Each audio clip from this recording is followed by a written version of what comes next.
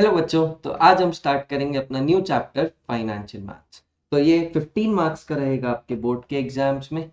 तो इसका कुछ पार्ट आपने क्लास 11th में भी पढ़ा है, पर मैं जानता हूँ आप भूल चुके होगे। तो मैं एक आपको क्विक रिवीजन दे देता हूँ कि 11th में आपने क्या क्या रिवाइज किया होगा, 11th में आपने क्या क्या पढ़ा होगा। तो देख लेते हैं। सबसे पहले एक बेसिक सी बात समझते हैं कि बेसिक सा कॉन्सेप्ट है। अगर मैं आपको 1000 रुपये दूँ, ठीक है, दूंगा नहीं कभी, 1 साल के लिए दूं और 10% रेट ऑफ इंटरेस्ट पे दूं, तो आप मुझे 1 साल बाद कितना वापस करोगे? आप बोलोगे भैया आपने हमें जो 1000 रुपए दिया था वो तो वापस करेंगे ही करेंगे, प्लस जो 10% इंटरेस्ट बन रहा है उस पे करेंगे। तो 10% इंटरेस्ट क्या हो जाएगा? 10/100 इंटू 1000।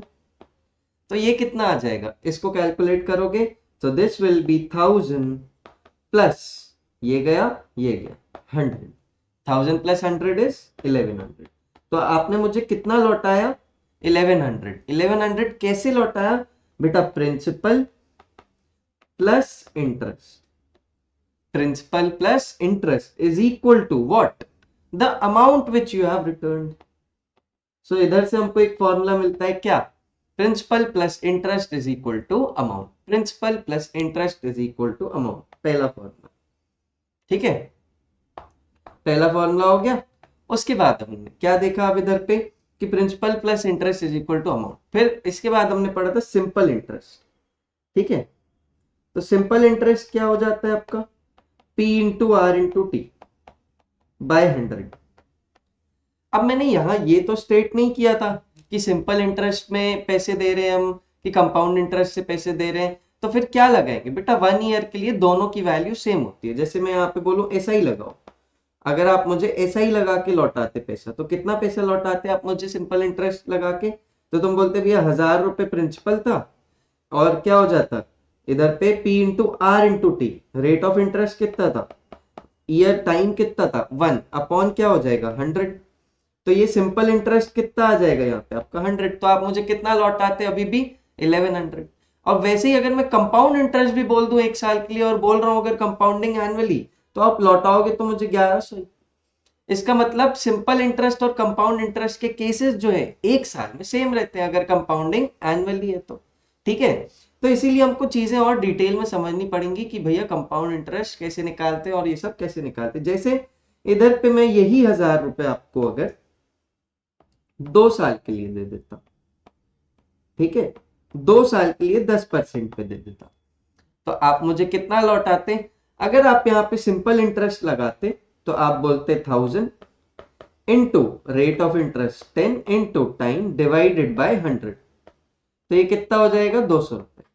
आप मुझे इंटरेस्ट देते 200 रुपए और बेटा आप मुझे टोटल लौटाते कितना? Principal plus interest, that is 1200। लेकिन अगर मैं आपको बोलूं कि 2 साल के लिए 10% लेकिन कंपाउंड इंटरेस्ट लगना है, इस बार क्या लगना है? कंपाउंड इंटरेस्ट लगना है, तो आप मुझे कैसे पैसे लौटाओगे? आप बोलोगे भैया 1 साल बाद कितने लौटाऊंगा? मैं बोला 1 साल बाद मुझे ना तुम क्या करोगे? 10% इंटरेस्ट लगा के दोगे। अब 10% इंटरेस्ट लगा के दोगे तो ये कितना आ जाएगा? तुम बोल दोगे ये 10% इंटरेस्ट लग गया अगर, तो ये 100 रुपए बनता है। इसका मतलब आप मुझे 1 साल बाद कितने लौटाओगे? लौटाने तो आपको 1000 प्लस 100, 1100 रुपए चाहिए। कितने लौटाने चाहिए आपको? 1100 रुपए 1 साल बाद, फर्स्ट ईयर में।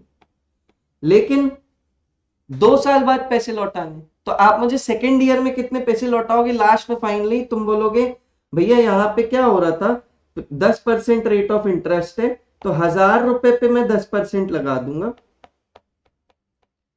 1000 रुपए पे मैं 10% लगा दूंगा, लेकिन ये 1100 रुपए जो है उसमें 100 रुपए भी तो 1 साल के लिए एक्स्ट्रा लगे, तो उस पे भी तो इंटरेस्ट लग जाएगा। तो वो कितना हो जाएगा? 100 रुपए पे भी 10% इंटरेस्ट। सिंपल इंटरेस्ट पे क्या होता था? बार बार प्रिंसिपल अमाउंट पे रेट ऑफ इंटरेस्ट कैलकुलेट होता था। यहां पे क्या होता है? प्रिंसिपल पे भी रेट ऑफ इंटरेस्ट लगता है और आपका इंटरेस्ट पे भी इंटरेस्ट लग रहा होता है। तो ये आप मुझे कितना लौटाओगे ये कैसे बताओगे? यहाँ पे कैंसिल कर दोगे, एक दो एक दो, ये भी कैंसिल कर दोगे, तो आपके पास बचा कितना? 110। तो आपके पास 2 साल में इंटरेस्ट कितना बना? इंटरेस्ट कितना बना बेटा? पहले साल के लिए आपको बना 100 रुपए और दूसरे साल के लिए आपके पास बना 110 रुपए। ये 110 रुपए में 100 रुपए तो प्रिंसिपल पे लग के आए और फिर ये 10 रुपए एक्स्ट्रा कहां से आए? 10% ऑफ इंटरेस्ट, मतलब 10% ऑफ 100 से आए। तो आप मुझे टोटल लौटाओगे कितना? Interest for first year, interest for second year और प्रिंसिपल अमाउंट। तो आप टोटल मुझे कितना लौटा दोगे? 1210 रुपए। मतलब अगर 2 साल के लिए मैं 1000 रुपए आपको दूं और सिंपल इंटरेस्ट लगाता हूं तो आप मुझे 1200 रुपए लौटाते हो, क्योंकि आपका इंटरेस्ट वहां पे कैलकुलेट हो रहा होता है बार बार प्रिंसिपल अमाउंट पे। लेकिन अगर मैं कंपाउंड इंटरेस्ट की बात करूं और आप 2 साल बाद मुझे 1000 रुपए लौटाओगे तो कितने लौटाओगे बेटा? 1210 रुपए। क्यों? क्योंकि यहाँ पे वो जो एक्स्ट्रा 100 रुपीज जो इंटरेस्ट बन रहा था फर्स्ट ईयर में, उस पे भी 1 साल तक इंटरेस्ट लग रहा था, और वो इंटरेस्ट कितना था? 10 रुपए। इसलिए उधर पे कितना कैलकुलेशन आ रहा था अपना? 1200 रुपए। यहाँ पे कितना आ रहा है? 1210 रुपए। ये 10 रुपए एक्स्ट्रा कहां से आए? इंटरेस्ट पे इंटरेस्ट लग के। तो ये होता है कंपाउंड इंटरेस्ट। इसमें क्या होता है? आपका जो नेक्स्ट ईयर है, जैसे इधर पे क्या था? सेकेंड ईयर था। अब जब सेकेंड ईयर की बात करते हैं हम सिंपल इंटरेस्ट में, तो सेकेंड ईयर में हम प्रिंसिपल अमाउंट किसको ले लेते थे? वही इनिशियल प्रिंसिपल 1000 रुपए को। लेकिन यहां पे कंपाउंड इंटरेस्ट में सेकेंड ईयर पे प्रिंसिपल किसको मानते हैं? प्रीवियस ईयर के अमाउंट को प्रिंसिपल मान लिया जाता है। तो मतलब जैसे जैसे अगले साल पे जाते रहेंगे तो पिछले साल का जो अमाउंट है उसी को हम नेक्स्ट ईयर का क्या मान लेते हैं? प्रिंसिपल, और अपने इंटरेस्ट को कैलकुलेट करते रहते हैं। तो भैया अगर 5 साल का आ गया तो ये सब करते रहेंगे क्या? नहीं बेटा। इसलिए हमने क्या सीखा है? सारे फॉर्मूले सीखे। इसलिए हमने सारे फॉर्मूले सीखने, और ताकि हमें ये सब ना करना पड़े, इसलिए हम सारे फॉर्मूले लगा देंगे। ठीक है, तो देखते हैं कौन से फॉर्मूले।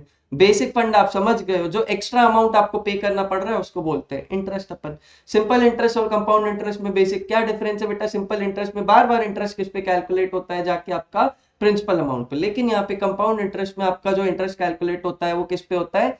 प्रिंसिपल अमाउंट पे तो होता ही है, और इंटरेस्ट पे भी इंटरेस्ट लगता जाता है। सो this is the basic difference between simple interest and compound interest. So let's move forward. ठीक है, यहाँ पे प्रिंसिपल अमाउंट आपको पता ही है, the money borrowed by a borrower. फिर इंटरेस्ट द एडिशनल मनी। तो ये कुछ डेफिनेशन है जो लिखी हुई। अमाउंट क्या होता है बेटा? Amount is equal to principal plus interest. उसके बाद रेट ऑफ इंटरेस्ट, जितना आपको परसेंटेज ऑफ इंटरेस्ट लग रहा है पर ईयर में। ठीक है, फिर रेट परसेंट भी आप जानते ही हो। ठीक है, सिंपल इंटरेस्ट क्या हो जाता है? Simple interest is just P into R into T by 100। This is known as SI। लेकिन अगर अब अपन सीखें क्या? कंपाउंड इंटरेस्ट का फॉर्मूला, मतलब कंपाउंड अमाउंट का फॉर्मूला। तो कंपाउंड अमाउंट का फॉर्मूला क्या बोल दोगे? अगर कभी भी आपको कंपाउंड अमाउंट का फॉर्मूला लिखना होगा तो वो होता है S is equal to P into 1 plus I की पावर n। अगर वही ऊपर वाले केस में मैं ये फंडा अप्लाई करूं कि मैं 2 साल बाद, क्या था टाइम? 2 इयर्स, क्या था प्रिंसिपल अमाउंट? 1000 रुपीज, और रेट ऑफ इंटरेस्ट क्या था? 10%। तो यहाँ पे 2 इयर्स क्या है? n की वैल्यू है यहाँ पे 2 इयर्स। प्रिंसिपल क्या है? 1000। तो इधर पे लगाते हैं, अगर अपन ये निकाले, इस s को क्या बोलते हैं? Compound amount. ये s क्या होता है? Compound amount. मतलब जो 1210 आ रहा था ना, इधर पे भी s की वैल्यू 1210 आनी चाहिए। तो देखते हैं, चेक करते हैं। यहाँ पे प्रिंसिपल को डालो 1000 रुपए, 1 प्लस आई कितना है बेटा? 10/100 की पावर 2। तो अब इसको सॉल्व करोगे तो ये हो जाएगा 110/100 प्लस 10/100 का स्क्वायर इंटू 1000। तो ये कितना हो जाएगा? 110/100, मतलब 1.1 का स्क्वायर। तो दैट इज 1.21। तो ये क्या हो जाएगा? 1.21। तो ये 1.21 को इंटू 1000 कर दोगे तो कितना हो जाएगा? 1210 रुपए। तो वैसे ही इसी फॉर्मूले से हम क्या निकाल सकते हैं? कंपाउंड अमाउंट निकाल सकते हैं। तो ऐसे और फॉर्मूले हमको सीखने हैं। तो इधर पे पहला फॉर्मूला कंपाउंड अमाउंट का वो क्या हो जाएगा? S is equal to P into 1 plus I की पावर n। फिर अब हमको अगर इधर से कंपाउंड इंटरेस्ट चाहिए, तो अब कंपाउंड इंटरेस्ट चाहिए तो कैसे निकालेंगे? हमें पता है कि अमाउंट इज इक्वल टू क्या होता है? Principal plus interest. Amount is equal to क्या होता है? Principal plus interest. तो हमको अगर कंपाउंड इंटरेस्ट चाहिए तो क्या करेंगे? माइनस कर देंगे। किसको किससे माइनस कर देंगे? अमाउंट में से प्रिंसिपल माइनस कर देंगे। तो CI will be equal to amount minus principal. तो CI कितना आ जाएगा बेटा? P की वैल्यू अभी अभी हमने देखी 1 प्लस आई की पावर n माइनस P। तो इधर से निकालोगे, P को कॉमन ले लोगे, तो ये क्या हो जाएगा? 1 प्लस आई की power n minus 1। So this is your CI। ये क्या हो गया बेटा? आपका कंपाउंड इंटरेस्ट। इसी पे और आगे देखते हैं। यहाँ पे क्या दिया हुआ है उसके बाद? अगर आई क्या हो जाए, अब जैसे कंपाउंडिंग ये सब क्या चल रहा था, कंपाउंडिंग एनुअली मतलब साल में एक बार कंपाउंडिंग, लेकिन कई बार क्या होता है साल में 2 बार कंपाउंडिंग भी होती है, साल में 3 बार कंपाउंडिंग भी होती है, तो उसको कैसे डील करते हैं, हमें फॉर्मूला पता है I is equal to R by M. अब ये आर क्या है, annual rate of interest, R क्या है, एनुअल रेट ऑफ इंटरेस्ट पर रुपी पर एनम, और बेटा ये एम क्या है, number of times conversion done, मतलब एक साल में कितनी बार कंपाउंडिंग हो रही है। अगर एक साल में हम बोल रहे हैं कि सेमी एनुअल कंपाउंडिंग है, तो मतलब एक साल में कितनी बार हो गई, 2 बार। अगर हम बोलते हैं क्वार्टरली कंपाउंडिंग है, मतलब 3 महीने में एक बार, मतलब साल में 4 बार। तो इसी हिसाब से हमको अपनी चीजें चेंज करते जानी है, एम की वैल्यू बदलती रहेगी जैसे जैसे उधर पे क्वेश्चन में दिया रहेगा, ठीक है। आर क्या है, एनुअल रेट ऑफ इंटरेस्ट। इसके आगे हमने ये सब 11th के फंडे चल रहे हैं, ये अगर आपको नहीं बनते होंगे तो आपको 12th का भी नहीं बनेगा, ठीक है, इसलिए बता रहा हूँ। तो अब फॉर्मूले कैसे चेंज होते हैं बेटा इसके आने से, अब जैसे I is equal to R by M था, तो I is equal to R by M हो जाएगा यहाँ पे, ठीक है। तो S is equal to P into 1+I की जगह 1+R बाय एम आ जाएगा, और पावर में वहां पे हो जाएगा, यहाँ पे लिख देता हूं, S is equal to P into 1+R by M की पावर हो जाएगा mn, पावर में क्या हो जाएगा mn। वैसे ही कंपाउंड इंटरेस्ट के फॉर्मूले में भी I की जगह क्या हो जाएगा r बाय एम, और n की जगह पे क्या हो जाएगा mn, ठीक है। आगे बढ़ते हैं।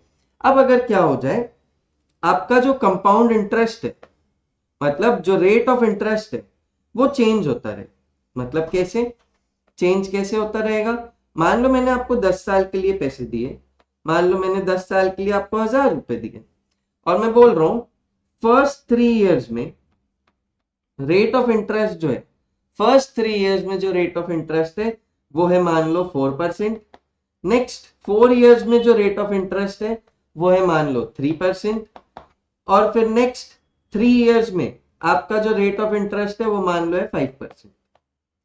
तो ये क्या हुआ, 10 साल के टेन्योर में बार बार रेट ऑफ इंटरेस्ट जो है वो क्या होता जा रहा है, चेंज होता जा रहा है, बार बार रेट ऑफ इंटरेस्ट क्या होता जा रहा है, चेंज होता जा रहा है। तो अगर rate of interest he change होता जा रहा है, तो इसको हम बोलते हैं कैसी कंपाउंडिंग है, डायनेमिक कंपाउंडिंग। इसको कैसी कंपाउंडिंग बोलते हैं, डायनेमिक कंपाउंडिंग। तो अब इसका फॉर्मूला क्या हो जाता है बेटा, इसका फॉर्मूला हो जाता है S is equal to P into, अब इसको क्या बोल देंगे हम I1, इसको क्या बोल देंगे I1, और ये टाइम को क्या बोल देंगे अब N1। तो ये क्या हो जाएगा 1+I1 की पावर N1 इंटू 1+I2 की पावर N2 इंटू 1+I3 की पावर N3। अब भैया क्या 3 ही बार होगा, नहीं बेटा, जितनी बार भी आपका पूरे टेन्योर में चेंज होता जाए इसको आगे कंटिन्यू करते जाना, ठीक है। अब ये आया कैसे, ये डेरिवेशन है पूरा, ये मैंने अपने वीडियोस में समझा के रखा है, जो ऐप पे ऑलरेडी है, वो फुल कोर्सेज में समझा के रखा है। क्रैश कोर्सेज में मैं इतने डिटेल में डेरिवेशन करने नहीं जा सकता, हाँ, लेकिन क्या इतना में काम हो जाएगा, आपका बहुत अच्छा काम हो जाएगा। आपको फॉर्मूला आना चाहिए कि कैसे कैसे क्या क्या वैल्यूज हमको, ठीक है क्या। तो इसी में मैं आगे बढ़ता हूँ, इसी को बोलते हैं हम डायनेमिक कंपाउंडिंग, ठीक है। और कंपाउंड इंटरेस्ट निकालना तो तुम समझते ही हो, क्या कर दोगे, अमाउंट में से प्रिंसिपल को माइनस कर दोगे। इसके बाद हम सीखते हैं कंपाउंडिंग कंटिन्यूअसली। तो कंपाउंडिंग कंटिन्यूअसली के केस में क्या हो जाता है, अगर कंपाउंडिंग कंटिन्यूअसली है तो आपका फॉर्मूला क्या होता है, कंपाउंडिंग कंटिन्यूअसली का मतलब m टेंडिंग टुवर्ड्स इंफिनिटी, और उसमें पूरा सॉल्व करते हैं जब हम, तो जो तुम्हारा फॉर्मूला बन के आता है वो क्या होता है बेटा, यहाँ पे S is equal to P into E की पावर आर एन। पी क्या है यहाँ पे, पी वही अपना स्पेशल कांस्टेंट जो लेके चलते थे, ठीक है। ई की पावर आर एन की वैल्यूज तुमको क्या होगा क्वेश्चन में गिवन रहेंगी, पी की भी वैल्यू दी रहेगी, आर की भी और एन की भी, बस वो फ्यूचर वैल्यू या फिर कंपाउंड अमाउंट आपसे पूछ लेगा, ठीक है। तो इतना ही होता है बेसिक्स में। इसके बाद क्या था, प्रेजेंट वैल्यू। अगर प्रेजेंट वैल्यू की बात करें तो प्रेजेंट वैल्यू क्या होता है, जैसे मैं अभी आपसे बोल रहा हूँ कि 1000 रुपए मैं आपको दे रहा हूँ, आप मुझे 2 साल बाद कितना लौटाओगे, तो ये क्या कैलकुलेट किया आपने, एस कैलकुलेट किया, कंपाउंड अमाउंट को कैलकुलेट किया। लेकिन अगर मैं अब बोल रहा हूं आपको कि मुझे आपसे 2 साल बाद 1210 रुपए चाहिए, मुझे आपसे 2 साल बाद 1210 रुपए चाहिए, तो आज कितना इन्वेस्टमेंट होगा, तो आज कितना इन्वेस्टमेंट कर, तो उसके लिए क्या बोलते हैं, उस आज की वैल्यू को हम बोलते हैं पी। वो निकलता कैसे, S is equal to P plus one P into 1+I की पावर एन। अब जैसे इतनी देर से हम इसको फ्यूचर वैल्यू या फिर कंपाउंड अमाउंट बोल रहे थे, और इस P को प्रिंसिपल बोला करते थे, अब इस P को प्रिंसिपल नहीं बोल के हम क्या बोल देंगे प्रेजेंट वैल्यू। वो कैसे निकलता है, s अपॉन 1 प्लस आई की power n is equal to P, s into 1 plus I की power minus n is equal to P। तो ये हो जाता है आपका प्रेजेंट वैल्यू।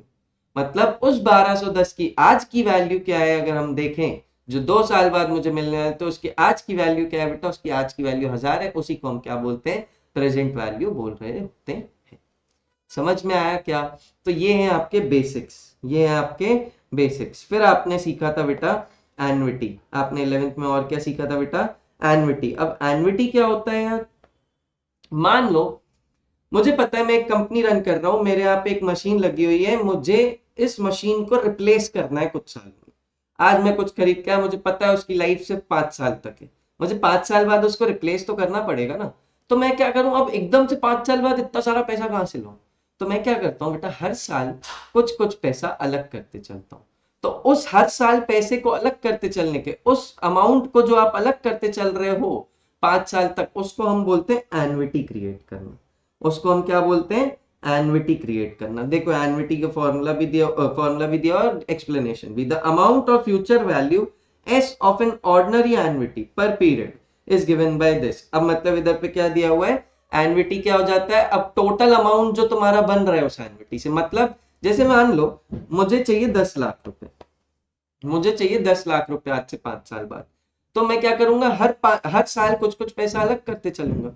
वो जो कुछ पैसा अलग करते चल रहा हूं, उन पीरियोडिक पेमेंट्स को मैं आर से रिप्रेजेंट करता हूं। वो क्या है, पीरियोडिक पेमेंट्स। और ये एस क्या है आपका, अमाउंट ऑफ एन्युटी। ये क्या है, अमाउंट ऑफ एन्युटी। ठीक है, और ये आर क्या है यहाँ पे आपका, पीरियोडिक पेमेंट्स। ठीक है क्या, ये हर साल में होने वाली पेमेंट्स है। इधर पे आपका आई क्या है बेटा, वही रेट ऑफ इंटरेस्ट। एन क्या है, जितने टाइम के लिए आपने एन्युटी क्रिएट की है। तो बस इतनी सी बातें हैं इसमें भी। तो amount of annuity is equal to S is equal to R into 1 plus I की power N minus 1 by I. तो इसको हम बोलते हैं अमाउंट ऑफ एन्युटी। मतलब 5 साल बाद अगर मुझे 10 लाख रुपए की जरूरत है, तो मैं हर साल कुछ पैसा अलग करते चलूंगा, उसी को बोलूंगा मैंने एन्युटी क्रिएट की। और उसका जो टोटल 10 लाख बन रहा है that is amount of annuity. और जो हर साल मैं पैसा अलग कर रहा हूं उसको मैं क्या बोलता हूँ, पीरियोडिक पेमेंट्स। ठीक है, तो इधर पे देखते हैं और क्या है। अब ये प्रेजेंट वैल्यू ऑफ एन्युटी का भी फॉर्मूला दिया हुआ है। प्रेजेंट वैल्यू ऑफ एन्युटी कभी कभी कैलकुलेट करने आ जाता है, तो वो याद रखना आप लोग। ठीक है, तो ये फॉर्मूला आपको याद रखना है। अब आते हैं अपन 12th की तरफ। ये था पूरा 11th का पार्ट जिसका आपको अभी काम आएगा। इसी में बेटा एक और केस होता है, एन्युटी में 2 केसेस होते हैं, एक होता है ऑर्डिनरी एन्युटी और एक होता है एन्युटी ड्यू। अगर आप देखो तो ये क्या दिया हुआ है, ऑर्डिनरी एन्युटी। ऑर्डिनरी एन्युटी में जो आप साल का एक मतलब 5 साल में एक एक साल में क्या कर रहे हो, पैसा अलग करते चल रहे हो। तो अगर पहले साल का पैसा आप साल के एंड में अलग करते हो, दूसरे साल का पैसा आप दूसरे साल के एंड में अलग करते हो, तो उसको बोलते हैं ऑर्डिनरी एन्युटी क्रिएट करना। लेकिन अगर पहले साल का पैसा आप पहले दिन पे ही अलग करके रख दे रहे हो, दूसरे साल का पैसा आप दूसरे साल के पहले दिन पे ही अलग करके रख दे रहे हो, तो उसको हम क्या बोलते हैं, एन्युटी ड्यू। तो एन्युटी ड्यू का फॉर्मूला क्या हो जाता है बेटा, बहुत सिंपल है, कुछ भी अलग नहीं है उसमें भी। वो क्या हो जाता है, S is equal to R into 1 plus I. फिर यही सेम चीज है जो लिखा हुआ, 1 प्लस आई की power N minus 1 by I. तो ये क्या है, एन्युटी ड्यू का आपका अमाउंट ऑफ एन्युटी का फॉर्मूला। तो ये बेसिक सी चीजें आपको याद रखनी है, बस इतना ही। हम देखते हैं सिंकिंग फंड। अब ये क्या है, हमारा पहला केस है क्लास 12 का। अब सिंकिंग फंड में क्या होता है यार, sinking fund is just a special case of annuity. अब होता क्या है सिंकिंग फंड, जैसे मैंने आपको एग्जांपल दिया वही है सिंकिंग फंड। क्या कि मैं कोई कंपनी रन कर रहा हूँ, मुझे 10 साल बाद एक मशीन की जरूरत है, मैं बोल रहा हूँ मुझे 10 साल बाद 10 लाख रुपए की जरूरत है, तो मैं हर साल कुछ पैसा अलग करते चलूंगा। तो ये मैंने किया क्या, एक ऐसा फंड क्रिएट किया जिससे मैं क्या कर सकता हूँ, फ्यूचर में होने वाले खर्चों का पैसा इकट्ठा करके रख सकता हूँ। तो इसको हम बोलते हैं सिंकिंग फंड क्रिएट करना। इसको क्या बोलते हैं हम, सिंकिंग फंड क्रिएट करना। तो यही जो हम हर साल पैसा इकट्ठा करते चल रहे हैं, तो क्या यही काम एन्युटी में भी नहीं करते थे? तो सिंकिंग फंड भी क्या है, एक टाइप का एन्युटी है। तो अब सिंकिंग फंड का भी फॉर्मूला क्या हो जाएगा, फ्यूचर वैल्यू का अगर आपसे अमाउंट ऑफ सिंकिंग फंड पूछेगा, तो S is equal to R into 1 plus I की power N minus 1 by I. But this is the case for ordinary annuity when the payment is done at the end of the payment period. And if the payment is done at the starting of the payment period, that is known as annuity due. And the formula for that is given by amount of that annuity due is given by R into 1 plus I into 1 plus I की power n minus 1 by I. तो बस यही कुछ फॉर्मूले। अब अगर किसी ने पूछा आपका सिंकिंग फंड पेमेंट निकालने का कि आपने हर साल कितना पैसा अलग किया है, तो मतलब वो आपसे आर की वैल्यू पूछते जा रहा है, इसी में मैनिपुलेट करके आंसर कैलकुलेट कर लोगे। ये है एन्युटी ड्यू बेटा, ये है ऑर्डिनरी एन्युटी। बहुत अच्छे से याद रखना, अगर आपने इसमें हौच पौच किया तो वाट लग जाएगी। ठीक है, तो हम देखते हैं पहला क्वेश्चन। चलो भाई, बहुत देर से बहुत बातें हो गई, पहला क्वेश्चन करते हैं। How much should a company set aside at the end of each year if it has to buy a machine expect to cost 2 lakh? अब मशीन की कॉस्ट क्या है बेटा? 2 lakh rupees eight the end of 6 years at the rate of interest. अच्छा, तो अब मुझे कितना पैसा अलग करके रखना चाहिए? ठीक है कि मेरे को 2 लाख रुपए चाहिए। कितने रुपए चाहिए मेरे को? 2 लाख रुपए चाहिए। कब चाहिए? 6 साल के एंड में। रेट ऑफ इंटरेस्ट क्या हो जाएगा? 10/100। तो रेट ऑफ इंटरेस्ट को अब अपन किससे डिनोट करते हैं? यहाँ पे आई से। तो आई क्या हो जाएगा? 10/100। तो अब फिर से क्वेश्चन पढ़ते हैं। How much should a company set aside at the end of each year if it has to buy a machine expected to cost 2 lakh at the end of 6 year? 6 साल बाद 2 लाख रुपए की जरूरत है। 6 साल बाद 2 लाख रुपए की जरूरत है। अगर 6 साल बाद 2 लाख रुपए की जरूरत है, मतलब एस की वैल्यू क्या हो गई है? 2 लाख रुपए। मतलब मेरे से ये पूछ क्या रहा है बेटा कि मैं कितना पैसा हर साल अलग करते जाऊं। How much should a company set aside, मतलब मुझसे ये आर निकालने को बोल रहा है। तो आर निकालने को बोल रहा है तो वो कैसे निकालेंगे? ये बोल रहा है at the end of each year, मतलब this is the case for ordinary annuity. Ordinary annuity का फॉर्मूला क्या हो जाता है? H is equal to R into 1 plus I की power n minus 1 upon I. R की वैल्यू मुझे निकालनी है, एस मुझे 2 लाख दिया हुआ है, और यहां पे और क्या दिया हुआ है? 1 प्लस आई, आई इज 10/100 की पावर n की पावर 6 माइनस 1 डिवाइडेड बाय 10/100। इसको कैलकुलेट कर लोगे तो r की वैल्यू आ जाएगी। इसको कैलकुलेट करोगे ये क्या हो जाएगा? 100 प्लस 10 1.1 की पावर 6 हो जाएगा। ये हो जाएगा r इंटू 1.1 की पावर 6 माइनस 1 डिवाइडेड बाय 10/100। तो यहाँ पे कितना बचेगा? एक 10 बचेगा जो पलट के ऊपर चला जाएगा, और यहाँ पे सामने क्या बचेगा बेटा आपका? 2 लाख। सामने क्या बचा?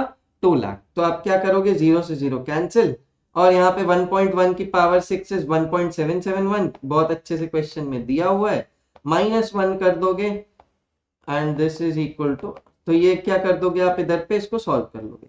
इसको क्या कर लोगे? सॉल्व कर लोगे। अब 1.771 को अगर आप सॉल्व करने जाते हो तो कैसे सॉल्व करोगे? यहाँ पे 1.771 माइनस 1, तो ये कितना हो जाएगा? 0.771 multiplied by 0.771 multiplied by R is equal to, यहाँ पे बच्चा आपका 20,000।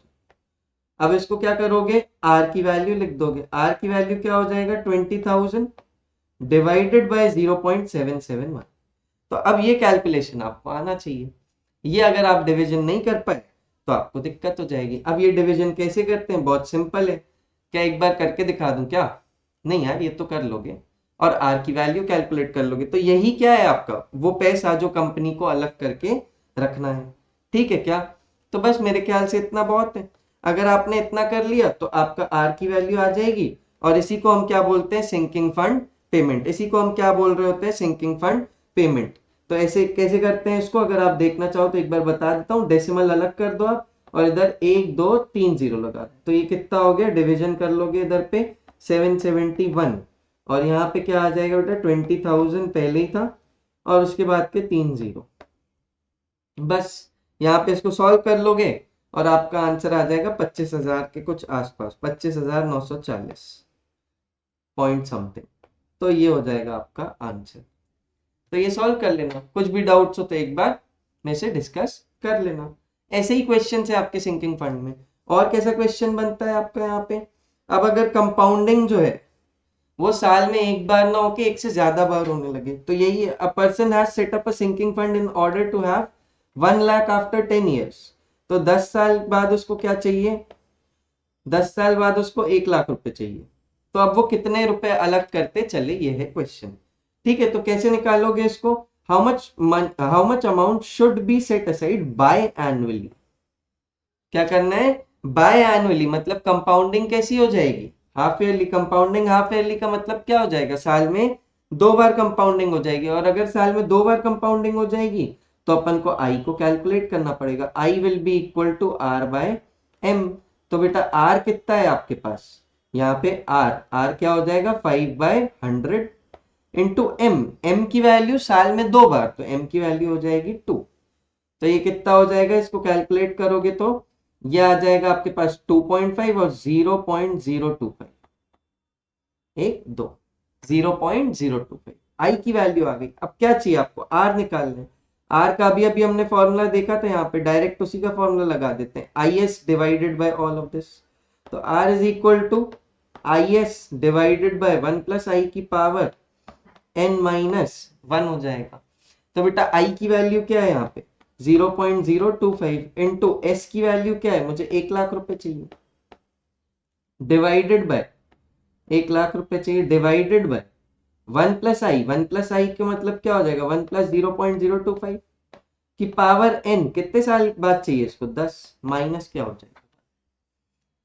तो बस यार इतना ही कैलकुलेशन करना है। वन इसकी वैल्यू आपको दी हुई है, यहाँ पे क्या बन जाएगा 1 2 3, और यहाँ पे कितने जीरो है 1 2 3 4 5, मतलब इधर ऊपर क्या लिख दोगे आप 2500 और नीचे क्या आ जाएगा 1.025 की पावर 10-1। अब 1.025 क्या होता है, 1.025 की पावर 10 की वैल्यू आपको दी हुई है, वो कितनी है वो वैल्यू, तो ये हो जाएगा 2500 डिवाइडेड बाय, यहाँ कितना हो जाएगा आपके पास 2500 divided by 1.6386 -1। So this is equal to 2500 divided by 0.6386। बस इसको आपको कैलकुलेट करना है। अभी अभी कैलकुलेशन में बता दूं आपको, क्या करोगे पहले डेसिमल्स हटा दोगे, फिर बाद में इसको डिवीजन कर दोगे। तो बस इतना ही काम है इसमें भी, और इसको सॉल्व कर लोगे आपकी वैल्यू आ जानी चाहिए यहाँ पे 3914.8 या फिर 0.9, तो चल जाएगा।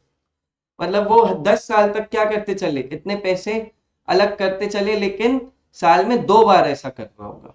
ठीक है, तो ऐसे करके वो पैसे अलग करते चलेगा, तो उसके पास 10 साल के बाद क्या हो जाएंगे, आपके 1 लाख रुपए हो जाएंगे। तो यही है आपके आर की वैल्यू। इसी में एक और क्वेश्चन करते हैं।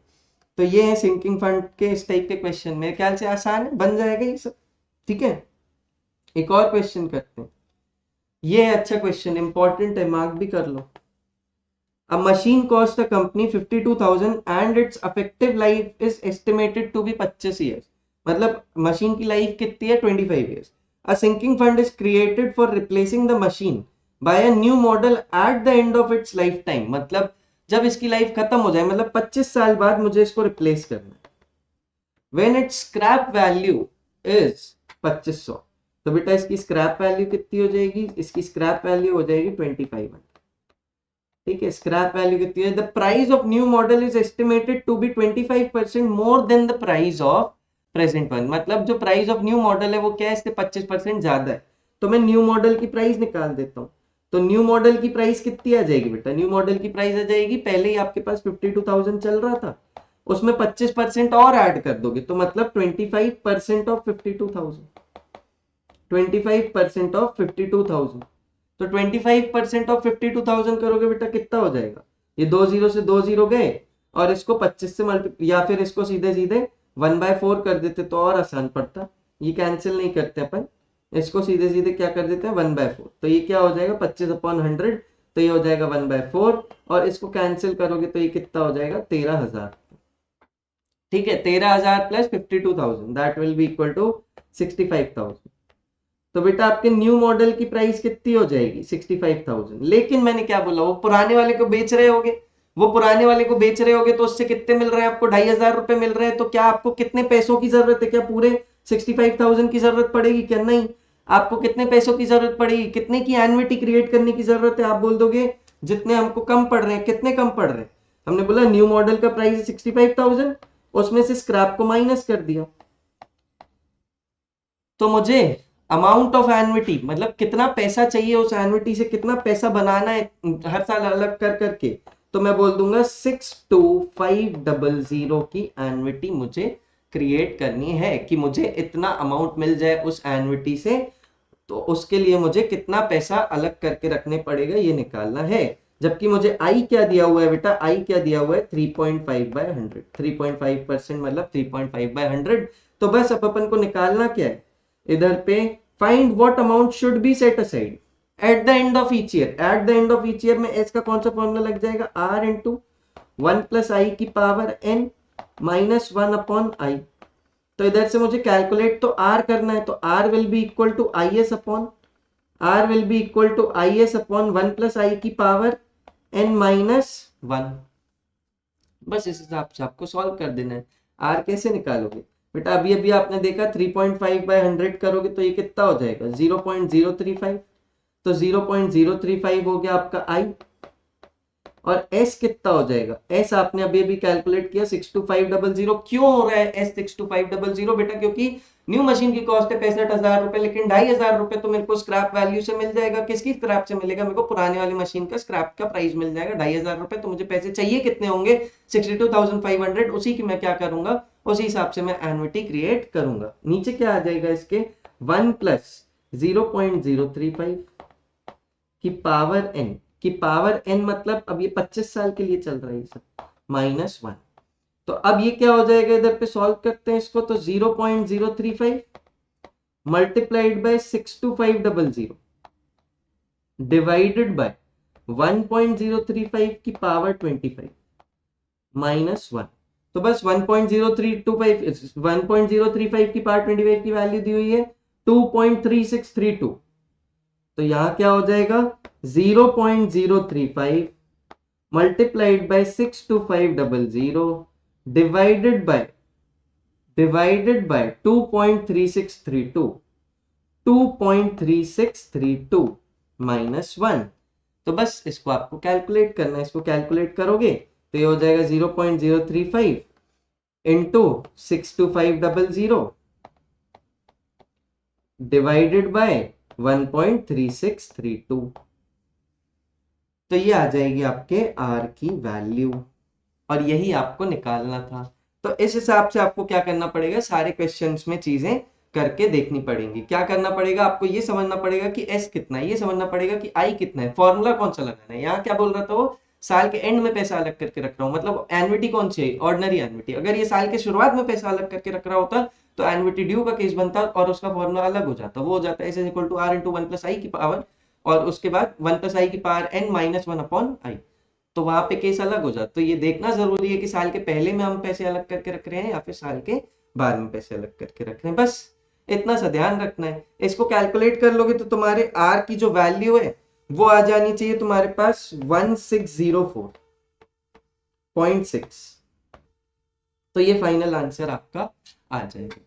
और अगर आपको इसमें अभी भी कोई भी डाउट हो सिंकिंग फंड के किसी भी टॉपिक में, मतलब किसी भी क्वेश्चन में कुछ भी डाउट हो तो आप बिल्कुल पूछ सकते हैं। और इसके क्वेश्चन कहाँ से प्रैक्टिस कर सकते हैं बेटा, आरडी शर्मा में सॉल्व एग्जांपल्स हैं और अनसॉल्व भी है, मतलब एक्सरसाइजेस भी हैं सिंकिंग फंड की, वो एक बार कर लीजिएगा। और जो मैंने शुरू में आपको रिविजन करवाया और सारे फॉर्मूले लिखवाए वो प्लीज लिख लीजिएगा, क्योंकि वो 11th का कॉन्सेप्ट है, वो 12th की आरडी में आपको नहीं मिलेगा। तो बस ये सारी चीजें कवर अप करते चलिए। ऐसे ही सिंकिंग फंड का भी पूरा अपना पढ़ लीजिए, जितना भी क्वेश्चंस मैंने अभी 3 क्वेश्चन आपको करा दिए इसी टाइप के क्वेश्चन आते हैं। ऐसे ही और क्वेश्चन एक्सरसाइजेस में और एग्जांपल्स में है आरडी शर्मा के, आप सॉल्व कर सकते हैं। आपको नहीं बने तो बेटा आरडी शर्मा के ही एग्जाम्पल सॉल्व भी किए हुए रखे हैं, किसमें ऐप में वीडियोज में डले हुए, तो आप वहां से जाके भी देख सकते हैं। और एक्सरसाइज में अगर कुछ नहीं बनता है आपको तो आप मुझसे पूछ सकते हैं, या फिर आपके ऐप में ही दिए हुए टेक्स्ट सोल्यूशन तो उसको रेफर कर सकते हैं। अगर आपको कहीं भी कुछ डाउट है तो आप एक बार में से कनेक्ट करके पूछ लीजिएगा। तो आई होप आपको ये पहले क्लास फाइनेंशियल की अच्छी लगी हो। इसमें हमारी 2 से 3 क्लास और आएंगी जिसमें हम क्या एक्सप्लेन कर रहे होंगे पूरे फाइनेंशियल मैथ्स में। आपका जो परपेचुइटी वाला केस आता है, ठीक है, परपेचुइटी पढ़ना है, अफेक्टिव रेट ऑफ इंटरेस्ट पढ़ना है, ठीक है, और नॉमिनल रेट ऑफ रिटर्न पढ़ना है, कंपाउंड एनुअल ग्रोथ रेट पढ़ना है, डेप्रीसिएशन पढ़ना है, ईएमआई पढ़ना है। तो अभी ये वाली चीजें बची हुई हैं, तो ये आने वाले 2 वीडियोस में कवर मैं कर दूंगा। ठीक है, तो इसी वीक में आपका क्या हो जाएगा, 10 मार्क का प्रोबेबिलिटी भी कवर हो जाएगा और 15 मार्क्स का फाइनेंशियल, मतलब आपके पेपर के 25 मार्क्स की तैयारी आप बहुत इजीली कर सकते हो। ठीक है, आई होप आपको ये वीडियो अच्छा लगा हो, तो प्लीज चैनल को सब्सक्राइब कर दीजिएगा। Thank you, bye bye.